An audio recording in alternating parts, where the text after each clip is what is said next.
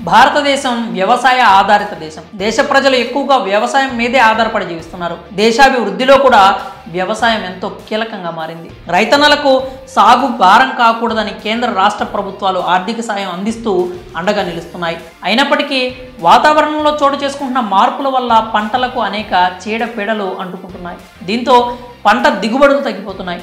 ఈ ప్రభావం దేశ ఆహార భద్రతపై పడుతోంది. దీన్ని అధిగమించేందుకు వ్యవసాయ సాగులో ఆధునిక పద్ధతులను ప్రవేశపెడుతున్నారు. నూతన రకాల వంగడాలను అభివృద్ధి చేసి పంట ఉత్పత్తులను పెంచేందుకు కృషి చేస్తున్నారు. అంతేకాకుండా సాగు వ్యయాలను తగ్గించేందుకు యాంత్రీకరణ పెంచాలని వ్యవసాయ రంగ నిపుణులు కూడా సూచిస్తున్నారు. వ్యవసాయ రంగాన్ని లాభదాయకంగా మలిచేందుకు పలు దేశాలు పరిశోధనలు చేస్తున్నాయి. టెక్నాలజీలో వచ్చిన విప్లవాత్మక మార్పులతో వ్యవసాయ సాగులో వినియోగించే యంత్ర పరికరాలు అందుబాటులోకి తెస్తున్నారు.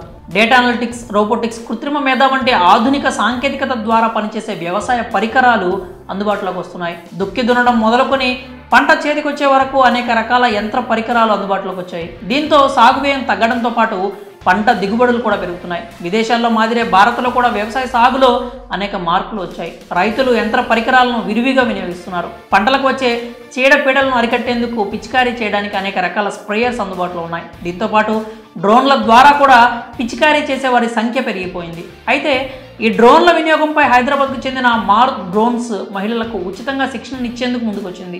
కేవలం 2 వారాల్లోనే శిక్షణను పూర్తి చేసుకోవచ్చు. అనంతరం డ్రోన్ ఫ్లయింగ్ చేస్తూ నెలకు 40,000 రూపాయల పైన సంపాదించుకోవచ్చు. ఇటీవలే ఈ సంస్థ వ్యవసాయంలో వినియోగించే డ్రోన్లను తయారు చేసేందుకు DGCA నుంచి అనుమతులు పొందింది. మారుత్ డ్రోన్స్ తయారు చేసిన AG365S కిసాన్ డ్రోన్ ద్వారా మరింత మందికి డ్రోన్ ఫ్లయింగ్లో శిక్షణ అందించేందుకు సన్నాహాలు చేస్తోంది.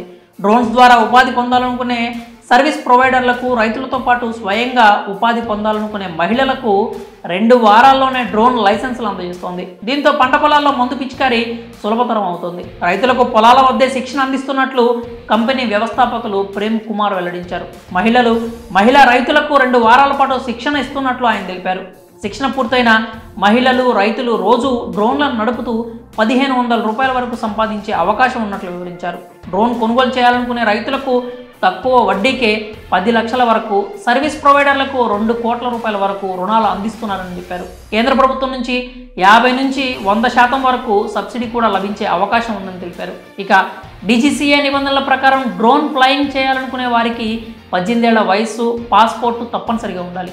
దాదాపు 2 వారాల్లో ఫ్లయింగ్ ట్రైనింగ్ పొందిన తర్వాత ఇన్స్ట్రక్టర్లు సంబంధిత అధికారుల పర్యవేక్షణలో పరీక్షలు నిర్వహించిన అనంతరం 10 సంవత్సరాల వ్యవధి ఉన్న లైసెన్సులు జారీ చేస్తారు. మరి ఈ అద్భుతమైన అవకాశాన్ని సద్వినియోగం చేసుకోండి.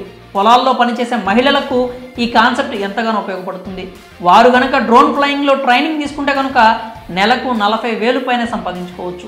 ఈ విషయాన్ని వీలైనంత ఎక్కువ మందికి షేర్ చేసి వారు ఆర్థికంగా బలోపేతం అయ్యేలా వారికి సహాయపడండి. అలాగే